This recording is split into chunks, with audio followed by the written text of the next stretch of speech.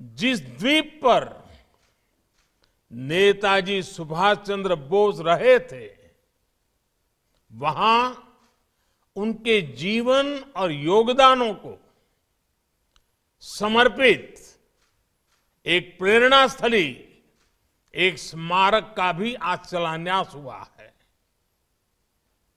आज के इस दिन को आजादी के अमृत काल के एक महत्वपूर्ण अध्याय के रूप में आने वाली पीढ़ियां याद करेगी।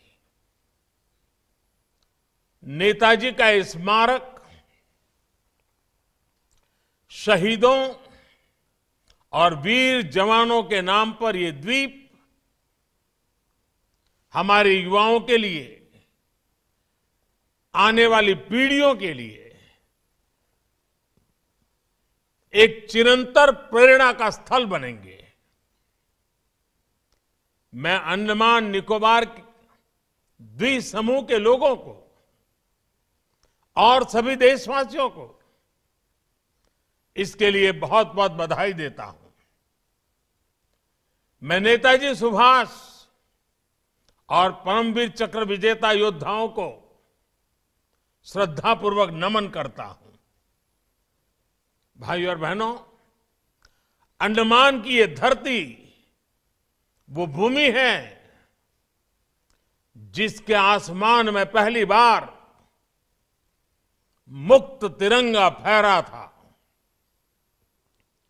इस धरती पर पहली आजाद भारतीय सरकार का गठन हुआ था।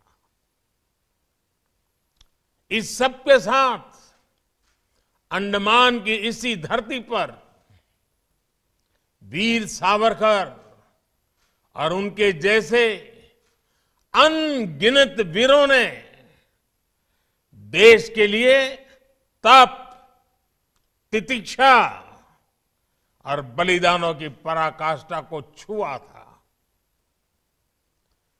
सेल्युलर जेल की कोठरियां, उस दीवार पे जड़ी हुई हर चीज आज भी अप्रतिम पीड़ा के साथ साथ उस अभूतपूर्व जज्बे के स्वर वहां पहुंचने वाले हर किसी के कान में पड़ते हैं, सुनाई पड़ते हैं। लेकिन दुर्भाग्य से स्वतंत्रता संग्राम की उन स्मृतियों की जगह अंडमान की पहचान को गुलामी की निशानियों से जोड़कर रखा गया था। हमारे आइलैंड्स के नामों तक में गुलामी की छाप थी, पहचान थी। मेरा सौभाग्य है कि 4-5 साल पहले जब मैं पोर्ट ब्लेयर गया था, तो वहां मुझे 3 मुख्य आइलैंड्स को भारतीय नाम देने का अवसर मिला था। आज रॉस आइलैंड नेताजी सुभाष चंद्र बोस द्वीप बन चुका है। हैवलॉक और नील आइलैंड स्वराज और शहीद आइलैंड्स बन चुके हैं। और इसमें भी दिलचस्प ये कि स्वराज और शहीद नाम तो खुद नेताजी का दिया हुआ था। इस नाम को भी आजादी के बाद महत्व नहीं दिया गया था। जब आजाद हिंद फौज की सरकार के 75 वर्ष पूरे हुए, तो हमारी सरकार ने इन नामों को फिर से स्थापित किया था। साथियों, आज 21वीं सदी का ये समय देख रहा है कि कैसे जिन नेताजी सुभाष को आजादी के बाद भुला देने का प्रयास हुआ, आज देश उन्हीं नेताजी को पल पल याद कर रहा है। अंडमान में जिस जगह नेताजी ने सबसे पहले तिरंगा फहराया था, वहां आज गगनचुंबी तिरंगा आजाद हिंद फौज के पराक्रम का गुणगान कर रहा है। पूरे देश में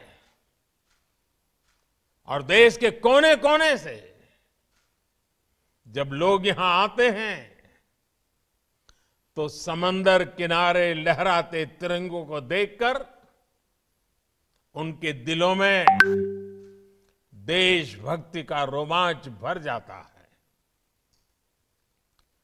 अब अंडमान में उनकी याद में जो म्यूजियम और स्मारक बनने जा रहा है, वो अंडमान की यात्रा को और भी स्मरणीय बनाएगा।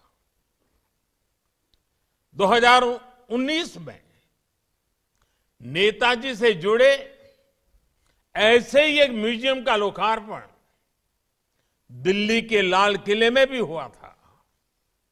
आज लाल किला जाने वाले लोगों के लिए वो म्यूजियम एक प्रकार से हर पीढ़ी के लिए प्रेरणा स्थली की तरह है। इसी तरह बंगाल में उनकी 125वीं जयंती पर विशेष आयोजन हुए थे। देश ने इस दिन को पूरे धूमधाम से सेलिब्रेट किया था। उनके जन्म दिवस को पराक्रम दिवस के रूप में घोषित किया गया। यानी बंगाल से लेकर दिल्ली और अंडमान तक देश का ऐसा कोई हिस्सा नहीं है जो नेताजी को नमन न कर रहा हो, उनकी विरासत को संजो न रहा हो। साथियों, बीते 8-9 वर्षों में नेताजी सुभाष चंद्र बोस के जुड़े ऐसे कितने ही काम देश में हुए हैं जिन्हें आजादी के तुरंत बाद से हो जाना चाहिए था, लेकिन उस समय नहीं हुआ। देश के एक हिस्से पर आजाद भारत की पहली सरकार 1943 में बनी थी। इस समय को अब देश ज्यादा गौरव के साथ स्वीकार कर रहा है। जब आजाद हिंद सरकार के गठन के 75 वर्ष पूरे हुए, तब लाल किले पर देश ने झंडा फहराकर नेताजी को नमन किया था। दशकों से नेताजी के जीवन से जुड़ी फाइलों को सार्वजनिक करने की मांग हो रही थी। ये काम भी देश ने पूरी श्रद्धा के साथ आगे बढ़ाया।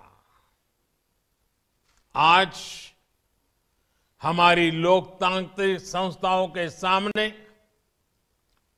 कर्तव्य पथ पर भी नेताजी बोस की भव्य प्रतिमा हमें हमारे कर्तव्यों की याद दिला रही है।